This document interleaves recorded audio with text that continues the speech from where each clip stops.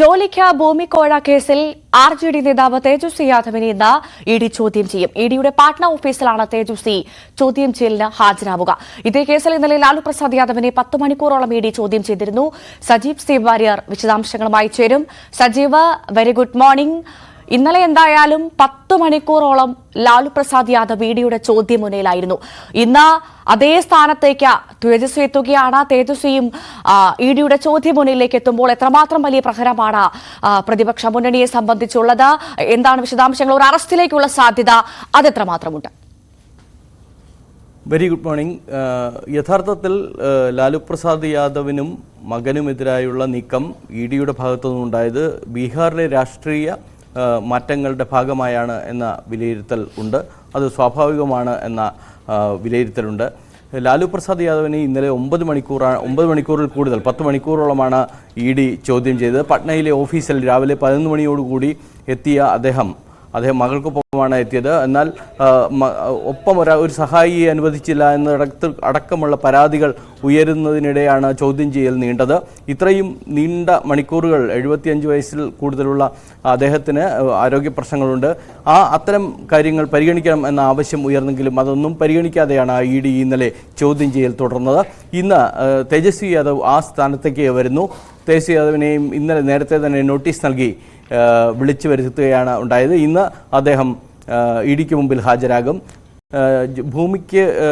ജോലിക്ക് കോഴയായി ഭൂമി എന്ന കേസിലാണ്, CBI കേസിലാണ് നീക്കം നടക്കുന്നത്.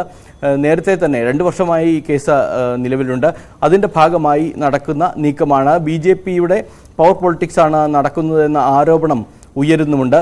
അതിൻ്റെ ഭാഗമായാണ് ലാലു പ്രസാദ് യാദവിനെയും മകനെയും പ്രതിക്കൂട്ടിൽ നിർത്തിക്കൊണ്ട് അവരെ ചോദ്യം ചെയ്ത് ഇഡി കൂട്ടിൽ നിർത്തുക എന്ന നീക്കം നടത്തുന്നത്.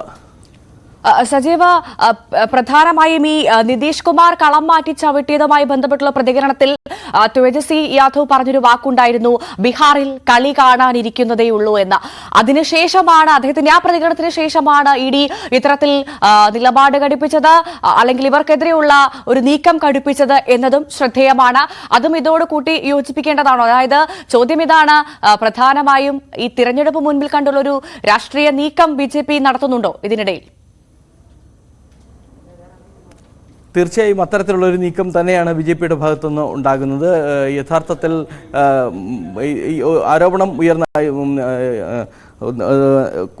ബീഹാറിലെ രാഷ്ട്രീയ നീക്കങ്ങളുടെ ഭാഗമായി ഉണ്ടായ മഹാസഖ്യം വിട്ട് NDAയിൽ ചേരുന്ന JDU നേതാവ് നിതീഷ് കുമാറിൻ്റെ നീക്കങ്ങൾക്ക് മറുപടിയായാണ് ഉപമുഖ്യമന്ത്രിയായ തേജസ്വി ഇത്തരത്തിലുള്ളൊരു ആരോപണം അല്ലെങ്കിൽ ഒരു വെല്ലുവിളി ഉന്നയിച്ചത്. JDUവിൻ്റെ നീക്കത്തിന് ബദലായി RJD ഇക്കാര്യത്തിൽ പ്രതികരിക്കുന്ന ഒരു വലിയ പ്രതികരണമാണ് ഉണ്ടായത്. അതിന് തൊട്ടു പിന്നാലെയാണ് ഇഡിയുടെ നോട്ടീസ് ലഭിക്കുന്നതെന്ന പ്രത്യേകതയും ഉണ്ട്. ബീഹാർ രാഷ്ട്രീയവുമായി കൂടിക്കുഴഞ്ഞാണ് ഈ കേസും അതിനെ തുടർന്നുള്ള ഇഡിയുടെ ചോദ്യം ചെയ്യലും എന്നുള്ള പ്രത്യേകതയും ഇക്കാര്യത്തിലുണ്ട്. കുഴഞ്ഞു പറഞ്ഞ ബീഹാർ രാഷ്ട്രീയത്തിൻ്റെ ഒടുവിലാണ് ഇത്തരത്തിലുള്ള നാടകങ്ങൾ അരങ്ങേറുന്നത് എന്നതും വ്യക്തമാണ്. അതിൻ്റെ ഭാഗമായി ഇത്തരമൊരു വെല്ലുവിളി തേജസ്വി യാദവിൻ്റെ ഭാഗത്തു നിന്നുണ്ടാകുമ്പോൾ അതിന് മറുപടി എന്നോണമാണ് ഇഡിയുടെ നോട്ടീസ് ലഭിക്കുന്നത്. തുടർന്നുള്ള നീക്കങ്ങൾ ഇനിയും നടക്കാനിരിക്കുന്നതേയുള്ളൂ. സ്പീക്കർക്കെതിരായ അവിശ്വാസ നോട്ടീസ് അടക്കമുള്ള കാര്യങ്ങളിലേക്ക് BJP നീങ്ങുന്നു. അതുപോലെ അടുത്ത 12-ാം തീയതി അവിശ്വാസം നിലവിൽ വരും എന്നാണ് ഇപ്പോഴത്തെ വിവരം. എന്തായാലും രാഷ്ട്രീയ നീക്കങ്ങൾ വളരെ കടുത്ത രീതിയിൽ നടക്കുന്നു. തെരഞ്ഞെടുപ്പ് ലക്ഷ്യം വെച്ചുള്ള നീക്കങ്ങളിലേക്ക് പോകുന്നു. ഈ തരത്തിൽ ബീഹാറിലെ നേരത്തെ തന്നെയുള്ള രാഷ്ട്രീയ നീക്കങ്ങൾ വളരെ കേരളത്തിലുള്ള ജനങ്ങൾ, മലയാളികളെല്ലാം തന്നെ വളരെ സാഹുതം ഉറ്റുനോക്കുന്ന വിഷയമാണ്. വളരെയധികം സോഷ്യൽ മീഡിയയിൽ വളരെയധികം പ്രതികരണങ്ങളും ഇന്നലെ ഉണ്ടായിരുന്നു. നിതീഷ് കുമാറിനെതിരെയുള്ള പ്രതികരണങ്ങൾ ഒരുപാട് സോഷ്യൽ മീഡിയയിൽ ബീഹാറികളായിട്ടുള്ള ആളുകൾ പങ്കുവച്ചിരുന്നു. ഒപ്പം മറ്റ് സ്റ്റേറ്റുകളിൽ നിന്നും വലിയ തോതിലുള്ള പ്രതികരണങ്ങളാണ് വന്നിരിക്കുന്നത്.